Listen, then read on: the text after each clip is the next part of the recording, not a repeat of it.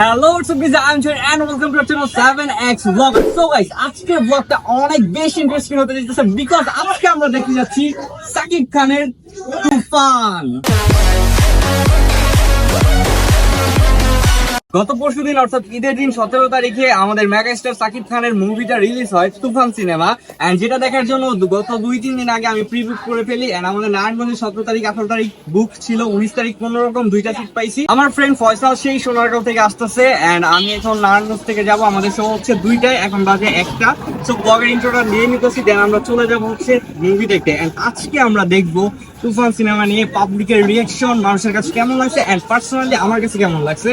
আমি কিন্তু সাকিব খানের একটা ডাইহার্ড ফ্যান, বিকজ আমার ছোটবেলা থেকে তাকে অনেক কিছু ভালো লাগতো, কিন্তু ফর দ্য ফার্স্ট টাইম আমি সিনেমা হলে গিয়ে মুভি দেখতেছি, তাও আবার সাকিব খানের মুভি, যেটা সর্বপ্রথম আমি দেখতেছি। তো আশা করি ভিডিওটা অনেক বেশি ইন্টারেস্টিং হতে চাইতেছে। যারা ভিডিওটা এখন একটা লাইক দিলে, লাইক দিয়ে বসে পড়েন, চলেন ভিডিওটা শুট করা যাক, লেটস গো।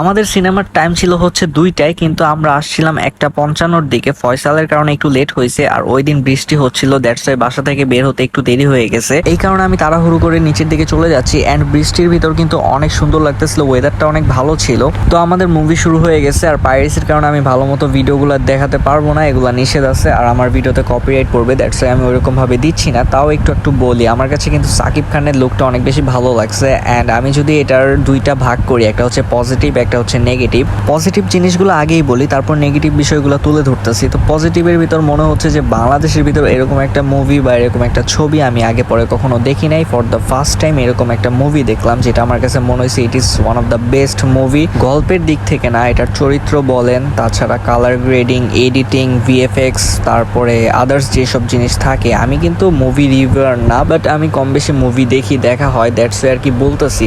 সেক্ষেত্রে প্রথমেই যখন আমরা দেখলাম কাহিনীটা, প্রথম দিকে একটু ডাঙ্কির ফ্লেভার পাচ্ছিলাম, অর্থাৎ যে একটা গান ছিল প্রথম দিকে, ওই গানটা একটু ডাঙ্কির মতো লাগছে, এটা হচ্ছে একটা নেগেটিভ দিক। তারপরে হচ্ছে কেজিএফ এর একটা ভাইবস ছিল, দেন এনিমেলের মতো গান, যেটা আপনারা নর্মালি অনেকেই পজিটিভ নেগেটিভ রিভিউ দিচ্ছেন, সেখানে বলতেছেন, আমিও ওগুলা মিল পাইছি। তারপরে আমার কাছে মনে হলো যে লাস্টের দিক থেকে তো আমাদের ওই যে লাগে উড়াদুরা ওই গানটা একটু কপি, ওইটাও বলতেছেন অনেকেই। কিন্তু একটা বিষয় যে এরকম ছবি রায়হান রাফি বানিয়েছে, সেটাকে আমি অবশ্যই অ্যাপ্রিসিয়েট করি, বিকজ এরকম ছবি আগে পরে কখনো হয় নাই। আর বাংলাদেশের মুভি ইন্ডাস্ট্রিতে এটা অনেক বেশি ভালো প্রভাব ফেলবে। এখানে কিন্তু চঞ্চল চৌধুরীর ক্যারেক্টারটা অনেক জোস একটা ক্যারেক্টার ছিল, অ্যান্ড যারা তুফান 1 দেখছেন তাদের মাস্ট তুফান 2 দেখতে হবে, না হলে স্টোরি বুঝবেনই না। তাছাড়া আদার্স যে ক্যারেক্টারগুলো ছিল তারাও খুব ভালো করছে, আমার কাছে ভালো লাগছে। এখানে কিন্তু সাকিব খানের মোটামুটি 2 থেকে 3 ধরনের ক্যারেক্টার ছিল, তো সবগুলো ক্যারেক্টারই আমার কাছে ভালোই লাগছে, খারাপ না। সো ওভারঅল সব কিছু মিলে আমি যদি রেটিং করি তাহলে দেবো হচ্ছে 9/10। অ্যান্ড সো আমার রেটিংটাই তো শুধু জাজ করে না, আপনাদের জাজ করতে হবে পাবলিকের রেটিং। সেক্ষেত্রে আমরা 2-1জনকে পেয়েছিলাম যারা দেখেছে, এরপরে আমাদের টিম মেম্বার্সরা দেখছে, তাদের থেকেও নিয়েছি কেমন লাগছে। সো সবার রেটিংগুলো দেখেন, দেন আমি কথা বলতেছি। সো গাইস, আমরা প্রথমে এই আপুকে পেয়েছি। আপুর নামটা কি? অরোরা। অরণ্যা। অরোরা, ওকে। তো তুফান সিনেমাটা কেমন লাগলো? বাংলাদেশি সিনেমা হিসেবে ভালোই লেগেছে। আপনার কি মনে হয়েছে এটা কোনো কপি টপি এরকম? সত্যি কথা বলতে গেলে অবশ্যই লেগেছে, যেহেতু অন্যান্য আদার্স সিনেমা দেখা হয়, এর জন্য আমার কাছে মনে হয়েছে যে কপি অবশ্যই, বাট বাংলাদেশ হিসেবে সিনেমাটা আসলেই খুব ভালো ছিল। আপনি 10-এর ভিতর কত দিবেন? 8.9। আচ্ছা, 8.9 দিছে। থ্যাংক ইউ আপু, thank you so much. Faisal ভাই, কেমন লাগলো আপনার তুফান সিনেমাটা দেখে? ছবিটা দেখে খুবই ভালো লাগছে, বাট এখনো কিছু বুঝতে পারি নাই। এটা বুঝতে হলে সেকেন্ড পার্ট দেখতে হইব। আর বাংলাদেশের মধ্যে এমন একটা সিনেমা করা খুবই কি বলবো, বলার ভাষা নাই। রায়হান রাফির দ্বারা এটা সম্ভব। আর ওর সিনেমার দিক দিয়ে এই তুফান সিনেমাটা দেখতে আসছি। বাট তুফান সিনেমা বুঝতে হইলে অবশ্যই পার্ট 2 দেখতে হবে। এখনো সিনেমার কোনো কিছুই হয়নি। সিনেমার পার্ট শুরু হয়েছে পার্ট 2 থেকে, সিনেমা শুরু হবে পার্ট 2 থেকে। আর সাকিব খান কি ভাই, অমাইক, ওর কিছু বলার ভাষা নেই।